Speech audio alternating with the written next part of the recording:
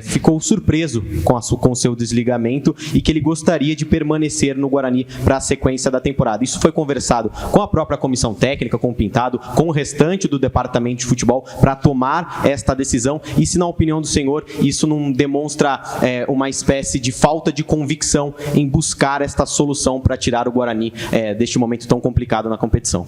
Boa tarde, Matheus. Vejo de maneira contrária, né? Nós temos o CA, então foi uma decisão do Conselho de Administração, mas que a tabela nos mostra que nós precisamos nos mexer. Então, identificamos algumas coisas internas e, dentre elas, a mudança, porque quando as coisas não acontecem, você tem que mudar. Se não foi o trabalho esperado, a gente tem que mudar. O Toninho é um excelente profissional, nos ajudou muito até então, mas ele entendeu bem, saiu agradecido do clube e a gente entende que a situação que o Guarani está necessita de cuidado e de mudança. E nada melhor do que um profissional que já conheça as estruturas do Guarani para nos ajudar a sair dessa situação, né? Boa tarde, André. Boa tarde. André, do ano passado para cá foram 37 jogadores contratados por 4 superintendentes diferentes, diversos perfis de jogadores, diversos perfis de superintendentes. Foram também 4 treinadores diferentes com diversos perfis, mais 2 outros auxiliares que assumiram o cargo interinamente, também com perfis diferentes. E aí, pegando um pouco a carona na pergunta sobre convicção e de que o Rodrigo falou a respeito de muita mudança de rota durante o período, essa contratação do Rodrigo Pastana, ela de fato é uma contratação por convicção de que se entendia que era esse o rumo que o Guarani deveria tomar, ou ainda esse jogo de acerto e erro e tentar em algum momento acertar com alguém, ou seja, mesmo sem muita convicção nas trocas? Não, em relação à contratação do Pastana, eu tenho plena convicção que ele é o profissional certo para o Guarani. Os resultados deles já mostram isso, né? E essa troca constante de treinador, dessas mudanças, foram para sair de situações adversas, né? Nós fizemos um ano terrível até agora, né? Então não adianta eu só culpar o treinador. A culpa é nossa, da diretoria. Também falhamos muito por falta de convicção nossa, não nos profissionais que aqui estavam. Então a gente às vezes sim se perdeu um pouco no caminho, mas vamos tentar retomar, porque o resultado do Campeonato Paulista e o resultado até agora do Campeonato Brasileiro mostra que a gente estava no caminho errado. Então agora nós vamos colocar o Guarani nos trilhos, tenho convicção que a gente vai sair dessa, mas essa mudança é isso, é resultado. Não veio o resultado, não foi do jeito que a gente esperava, a gente tem que fazer alguma coisa para mudar. E o que foi feito e o que está acontecendo agora, só que agora com uma convicção um pouco maior, pelo conhecimento que o Pastana tem pela estrutura do Guarani.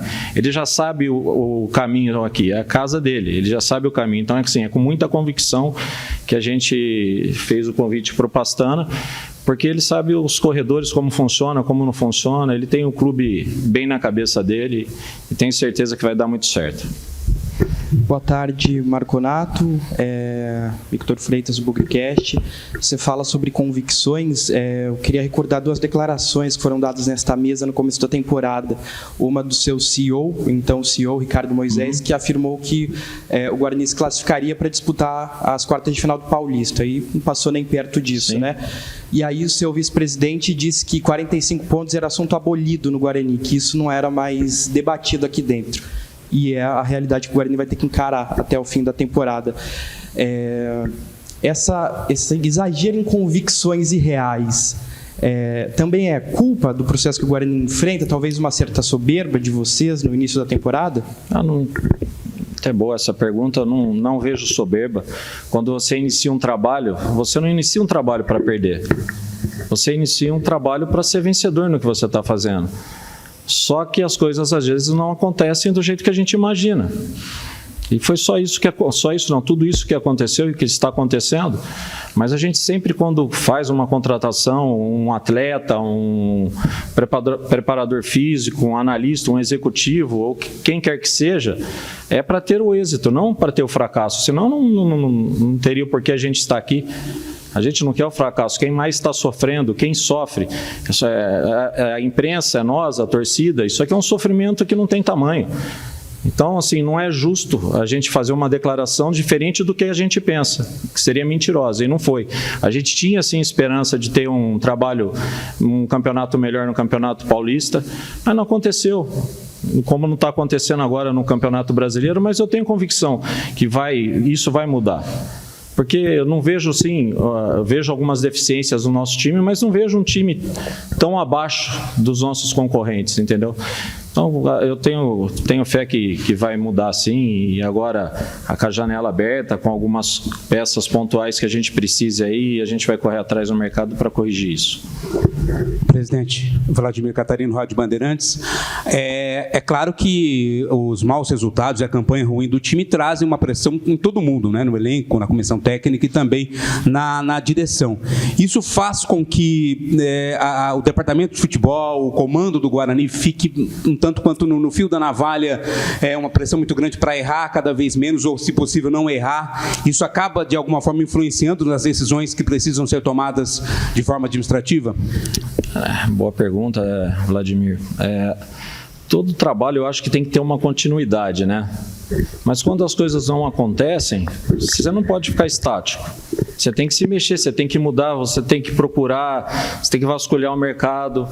A gente não pode ficar parado, senão os resultados vão ser o mesmo. Se você fizer sempre a mesma coisa, você não vai obter resultado diferente. E a gente aqui do CA sempre quisemos manter os profissionais que aqui estão, né? Então, a pressão, não precisa nem falar, existe, mas a gente está aqui para isso, para colher os bons frutos e para enfrentar a pressão. Nós não fomos eleitos aqui para brincar com o Guarani, né? Então, acho que daqui para frente as coisas vão mudar, vão ser melhores. A gente já está vendo uma evolução nas coisas, né? E a pressão a gente está aqui para suportar. Tanto nós contra os outros integrantes do CA, contra blindar a comissão. Se você perguntar para todos aí dentro, eles são blindados, eles têm tranquilidade para fazer o trabalho deles e vão ter paz. Os problemas são conosco. Marconato, boa tarde, Diego Alves, IPTV. Num passado recente, né, o Guarani, em alguns momentos de janela, até com a participação do Pastana, contratou alguns jogadores que até então estavam em centros, digamos, alternativos do futebol brasileiro e acabaram dando certo aqui, né? O Jamerson, o Richard Rios, que hoje vai jogar a semifinal da Copa América pela Colômbia, o Yuri Tanque. Para essa janela agora, o perfil vai seguir nesse caminho ou, diante da situação, talvez o clube vai buscar aí investimentos maiores, né? Não sei como é que está a condição financeira para esse momento, para a busca de reforços, mas entende-se que tem que ir atrás de nomes mais já consolidados no futebol ou segue-se a filosofia que já foi implementada anteriormente? Nós temos aqui um departamento de futebol hoje bem montado, né, com a chegada do Pastana, já bateu um papo com o Pintado. O perfil vai ser, a gente não sentou nem ainda para conversar a respeito disso ainda, né? Mas a questão financeira, o Guarani é um clube que está saudável, com os apertos, com os apuros que todo clube médio passa, né? Mas agora a gente tem que sentar, ele acabou de chegar, se precisar fazer um esforço a mais para a gente permanecer, a gente vai fazer. A gente não vai medir esforços nenhum para manter o Guarani na Série B desse ano. Marconato, boa tarde. Camila Godoy, da Rádio Brasil. Eu queria entender um pouquinho a questão do silêncio, né? Até não só do presidente, mas de todo esse momento em que a torcida cobrava não só o técnico, não só os jogadores, mas por que não falar? O que aconteceu para esse recolhimento, esse silêncio, em que muitas vezes o torcedor se questionava o porquê de não o presidente, o porquê de não alguém responsável vir a dar uma satisfação para o torcedor de toda essa crise que está acontecendo? Boa tarde, Camila. Boa pergunta também. A gente, quando ganha a eleição no Guarani, a gente tentou dar um padrão mais executivo para o clube, como são todos os grandes clubes, né? Então a gente nomeou um CEO, tem cada setor do Guarani hoje tem uma pessoa responsável, tá? E para responder pelo seu setor.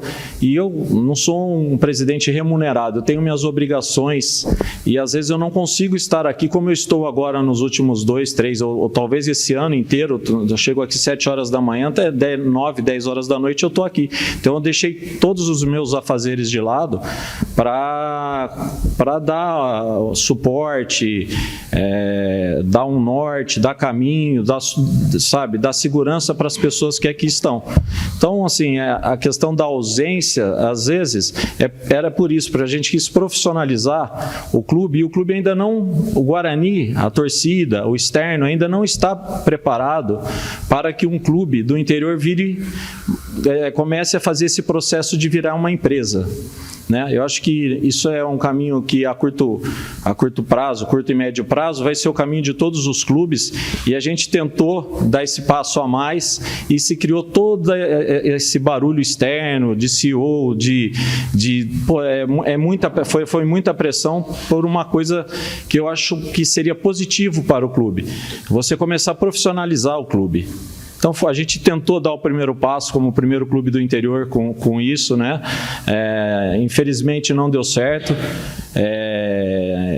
mas eu acho que o caminho vai ser esse. E assim, a minha ausência às vezes é por causa de compromisso profissional, me desdobro, tento estar aqui, tento estar nos meus negócios. Se vocês sabem, o cargo de presidente dos clubes não são remunerados, é muito difícil você conciliar a agenda, né? Então, é mais ou menos nesse caminho. Boa tarde, Marconato, Vinícius Abac, TV Bandeirantes. Na semana passada, né, uma semana antes do Rodrigo chegar, 3 jogadores foram afastados dos treinamentos. Eu queria saber, claro que não cabe só a você isso, né, também passa pela comissão técnica e tudo mais, se o Diogo Matheus, que também trabalhou com o Rodrigo no ano passado, tem chances de retornar, ser reintegrado ao elenco também. Bom, Vinícius, eu não posso responder pelo departamento inteiro. Se houve um afastamento, é algum motivo. E também tenho treinador, tinha um antigo executivo, né? Tem as pessoas envolvidas no futebol. Se naquele momento essas pessoas acharam que seria melhor para o clube afastar, a gente vai fazer o que é melhor para o clube. Se for o Diogo Matheus, ou X ou Y, a gente tem que fazer o que é para o melhor naquele momento, porque o resultado não estava acontecendo e como não está. Então a gente tem que se mexer, aquilo que eu falei no começo, se você ficar parado estático, as coisas não vão mudar. Então, assim, tudo que a gente faz é em benefício do clube. Se no caso do Diogo Matheus, que muitas pessoas estavam até pegando no pé dele, pela baixa produtividade naquele momento, a gente resolveu ver o porquê disso. E na ocasião, o executivo e o treinador acharam por bem afastá-lo. Você pode falar só sobre a situação do Ricardo Moisés, o documento que foi entregue? Sim, eu já falei um pouco, né, sobre isso. A gente tentou profissionalizar o clube, né? A gente sabe o que o Guarani sofre de tantos anos para cá. A situação que a gente se encontra, cada dia aqui é uma surpresa, eu sempre falo isso, hoje eu não ia nem tocar nesse assunto, mas cada dia aqui se aparece um presentinho de alguém que passou aqui e deixou um presentinho para o clube, para a instituição. Então, quando a gente quis profissionalizar o clube, é para que as próximas gestões não tenham essas surpresinhas, sabe? O descaso, o desleixo, o descuido. A gente errou, eu assumo aqui que o erro foi meu, dessas campanhas, eu não dou muito a cara, como a Camila falou, mas a responsabilidade não é de ninguém, é minha. Foi eu que criei esse cargo, eu que pedi esse cargo, porque eu acho que todas as empresas, ou tudo tem que ser profissional. para você poder cobrar das pessoas, entendeu? Então, assim, a questão do Ricardo, até o momento não deu certo, o externo estava muito pressionando a saída, mas a gente tem alguns processos em andamento que ele vai ter que ainda passar para a pessoa que vai assumir essa função, porque a gente não tem como fazer tudo, né? Então, a questão de profissionalizar é isso, é você delegar poderes, dividir opiniões, porque eu acho que só com conversa, um bom bate-papo, uma boa reunião, você tem entendimento para alguma coisa melhor. Ninguém consegue fazer nada sozinho. Então, a profissionalização vai ser questão de tempo. Pode ser que não seja nessa gestão, mas as próximas gestões que pegarem o clube vão sentir e vão entender isso que eu estou falando. Sem profissionalização no futebol, o Guarani em 2019 estava praticamente... Quem era o Guarani em 2019? Como que era a situação do Guarani em 2019? Antes de 2019? Hoje é um clube que você não vê falar que cortou, não tem água, tem salsicha para a categoria de base. Outro questionamento que as pessoas me cobram demais, categoria de base. Último jogo, quantas os meninos da base tinham? É coisa que você vai colhendo pouco a pouco. Enquanto o futebol não for profissional por inteiro, vai ficar esses altos e baixos. Então, acho que a torcida tem que começar a aceitar a profissionalização, porque não tem outro caminho o futebol. A centralização é muito ruim para a instituição. Você ser um cara centralizador, que só você tem o poder da caneta, fica muito obscuro, sabe? Então, a gente trata o Guarani como uma empresa e daqui para frente vai ser assim.